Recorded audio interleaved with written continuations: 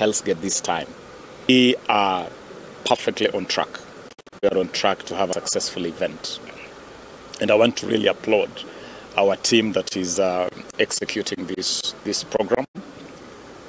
As you can see, we are very hands-on. It is all hands on deck. The whole team is involved. And then so absolutely no reason, no cause for concern. We are going to have a successful rally. All the fans, all the spectators, number one, please obey the traffic rules that we have put in place.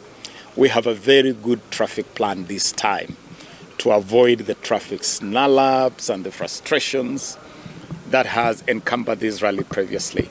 You want to have a great experience? Please follow the traffic rules.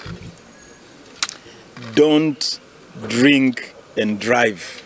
And we assure you that the WRC Safari Rally 2024 is going to be a roaring success and is going to be a great fun experience.